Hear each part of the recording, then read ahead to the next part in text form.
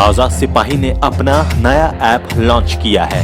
आप उसे play store पर जाकर आजाद सिपाही टाइप कर उसे इंस्टॉल कर सकते हैं। नमस्कार, आजाद सिपाही के प्राइम बुलेटिन में आपका स्वागत है। मैं हूं राहुल सिंह। आज की प्राइम की प्रमुख खबर कुछ इस प्रकार है।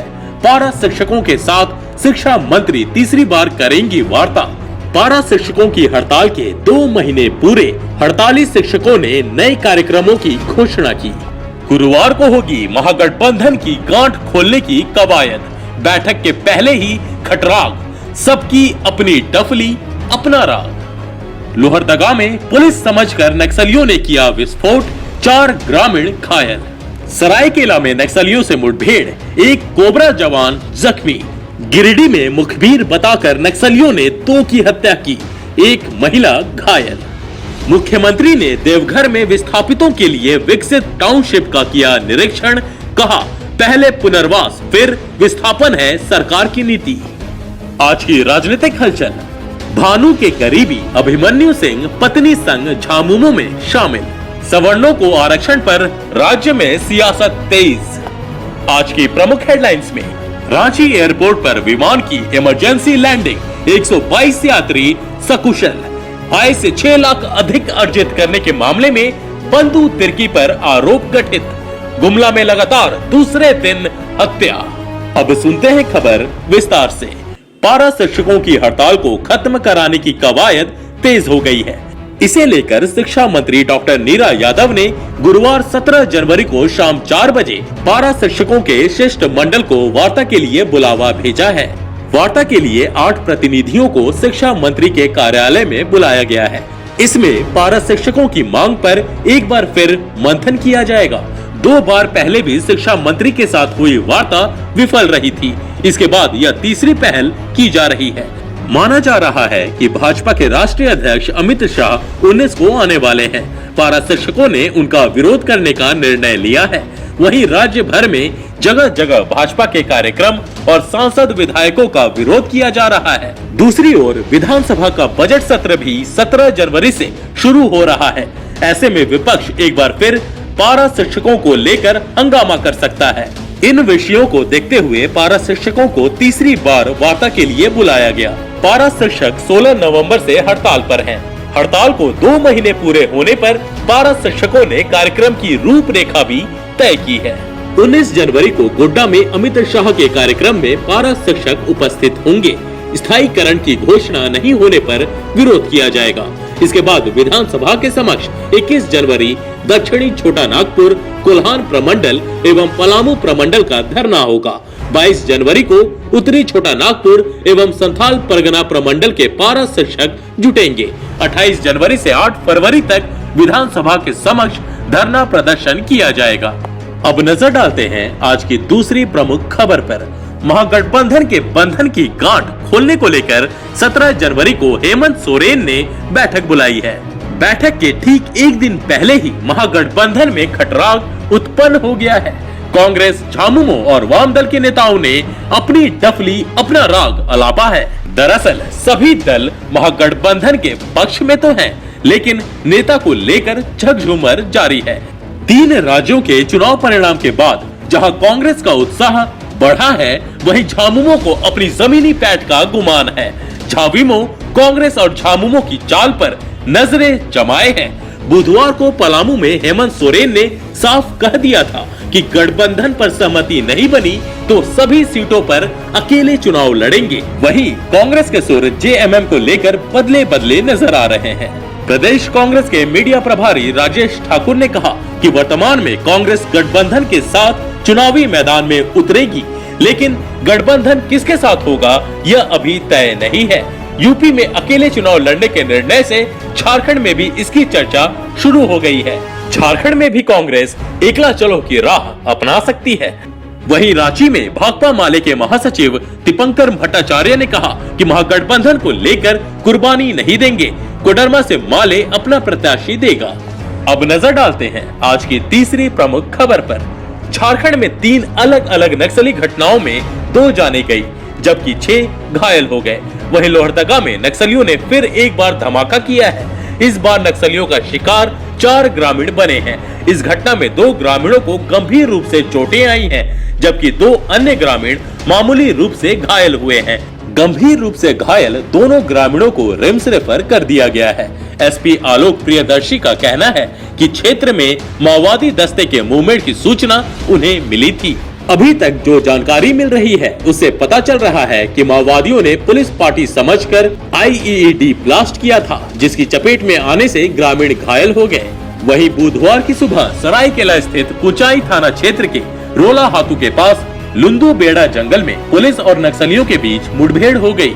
इस दौरान एक कोबरा जवान के हाथ में गोली लग गई। जवान को हेलीकॉप्टर से रांची स्थित मेडिका हॉस्पिटल भेजा गया। इलाके में फिलहाल सर्च ऑपरेशन जारी है। उधर गिरिडीह जिले के भेलव घाटी एवं सीमावर्ती पर स्थित चकाई थाना क्षेत्र के गुरुड़ बंद गाँव में नक्सलियों ने मंगलवार की रात 2 लोगों की गोली मारकर हत्या कर दी। दोनों को पुलिस मुखबिर करार देकर नक्सलियों ने गोली मारी है। घटना स्थल पर भाकपा माओवादी के नाम से पर्चा छोड़कर हत्या की जिम्मेदारी भी ली है। नक्सलियों के हमले में एक महिला भी गंभीर रूप से घायल हुई। अब नजर डालते हैं आज की चौथी प्रमुख खबर पर। मुख्यमंत्री रघुवर दास ने कहा कि विस्थापन का दर्द विरासत के रूप में मिला है। 67 साल तक झारखंड ने विस्थापन का दंश झेला है। हमारी सरकार पहले पुनर्वास फिर विस्थापन का काम कर रही है। राजस्व विभाग को स्पष्ट निर्देश है कि बड़े विकास कार्य में विस्थापितों को उनकी जमीन का पट्टा दें, क्योंकि जमीन देने वाला भी जमीन का मालिक होना चाहिए। देवघर हवाई अड्डा विस्तारीकरण से विस्थापित हुए परिवारों को 50 लाख रुपए और मुफ्त जमीन दी जा रही है। उनके लिए टाउनशिप का निर्माण किया जा रहा है। मुख्यमंत्री देवघर में हवाई अड्डा प्राधिकरण से विस्थापित परिवारों के लिए निर्मित टाउनशिप के निरीक्षण के बाद बोल रहे थे। उन्होंने कहा कि राजधानी रांची में विधानसभा निर्माण के दौरान कई परिवार विस्थापित हुए, लेकिन उनकी सहमति से उनके अनुसार उनके लिए रहने की व्यवस्था 245 करोड़ की लागत से की गई। आज वे लोग खुश हैं। संथाल में सालों से लोग को ठगा गया है। संथाल विकास से दूर है। इस कलंक को हमें दूर करना है। संथाल परगना को विकसित करना मेरी प्राथमिकताओं में से एक है। देवघर अंतर्राष्ट्रीय शहर बने, यह सरकार की सोच है। आइए अब नजर डालते हैं आज की राजनीतिक हलचल पर। भानु के करीबी अभिमन्यु सिंह पत्नी संग झामुमो में शामिल। पूर्व मंत्री भानु प्रताप शाही के करीबी और उनकी पार्टी झारखंड नवनिर्माण मोर्चा के बड़े नेता अभिमन्यु सिंह और उनकी पत्नी अंजू सिंह झारखंड मुक्ति मोर्चा में शामिल हो गए हैं। झामुमो के कार्यकारी अध्यक्ष हेमंत सोरेन ने उन्हें बुधवार को पार्टी की सदस्यता दिलाई। हेमंत सोरेन ने स्वास्थ्य मंत्री रामचंद्र चंद्रवंशी को तो घेरा ही, वहीं चुनाव मैदान में उनकी मुश्किलें बढ़ाने के लिए अभिमन्यु और अंजू सिंह को अपने पाले में कर लिया है। बता दें कि पिछले विधानसभा चुनाव में विश्रामपुर विधानसभा क्षेत्र में अंजू सिंह दूसरे स्थान पर रही थी। मेदिनीनगर परिसदन में आयोजित मिलन समारोह में हेमंत सोरेन ने सिंह दंपत्ति को पार्टी की सदस्यता दिलाई। मौके पर झामुमो नेता डॉक्टर SBP मेहता भी मौजूद थे। उन्होंने कहा कि अभिमन्यु और अंजू सिंह के आने से पूरे पलामू प्रमंडल में झामुमो की पैठ बढ़ेगी। सवर्णों को आरक्षण पर राज्य में सियासत तेज। झारखंड में सवर्ण आरक्षण पर सियासत तेज हो गई है। रघुवर सरकार ने मंगलवार को इसे प्रदेश में लागू कर दिया। बुधवार को प्रदेश बीजेपी अध्यक्ष लक्ष्मण गिलुआ ने राज्य सरकार को बधाई देते हुए कहा कि सवर्ण आरक्षण की मांग सालों पुरानी है, लेकिन किसी सरकार ने इसे देने की हिम्मत नहीं की। मोदी सरकार ने इसके लिए हिम्मत जुटाई। उन्होंने कहा कि जब पार्टी या सरकार किसी वर्ग का काम करती है तो उसका फायदा जरूर मिलता है। उधर झामुमो महासचिव सुप्रियो भट्टाचार्य ने इस पर सहमति और सवाल दोनों उठाए। उन्होंने कहा कि पार्टी इस मसले पर अपनी आपत्तियों को बजट सत्र के दौरान सदन में उठाएगी। वहीं कांग्रेस ने भी रघुवर सरकार के इस कदम का स्वागत किया है।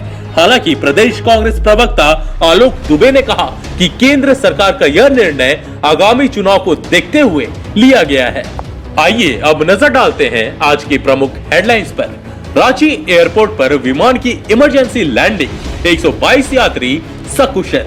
राजधानी रांची के बिरसा मुंडा एयरपोर्ट पर बुधवार को दिन के 11:50 पर तकनीकी खराबी आने के कारण इंडिगो एयरलाइंस के विमान की इमरजेंसी लैंडिंग कराई गई। इसमें सवार सभी 122 यात्री सुरक्षित हैं। इन यात्रियों में झारखंड के डीजीपी डीके पांडे भी मौजूद थे। आय से 6 लाख अधिक अर्जित करने के मामले में बंधु तिर्की पर आरोप गठित। पूर्व मंत्री बंधु तिर्की पर आय से अधिक संपत्ति मामले में आरोप गठित किया गया है। आरोप गठन के समय बंधु तिर्की सीबीआई के विशेष न्यायाधीश ए.के. मिश्रा की कोर्ट में उपस्थित थे। बंधु ने अपने खिलाफ लगे आरोप से इनकार किया। मामले में अब 30 जनवरी से गवाही शुरू होगी। सीबीआई की टीम ने उन्हें बीते दिसंबर उनके बनहौर स्थित आवास से गिरफ्तार किया था। उनके खिलाफ आय से 6,28,000 रुपए अधिक अर्जित करने का आरोप है। गुमला में लगातार दूसरे दिन हत्या। गुमला शहर में लगातार दूसरे दिन हत्या हुई। इस बार शिकार बना फूलों की दुकान चलाने वाला गरीब मालाकार। उसकी पहचान शंकर मालाकार के रूप में हुई है। एक दिन पहले ही उसके परिवार वालों ने थाना में गुमशुदगी की शिकायत की थी। बुधवार की शाम शहर से सटे गांव फुलवाई टोली में उसका शव मिला। 6 बजे वहाँ से कि गिरी प्रवेश में फूल लगाना है।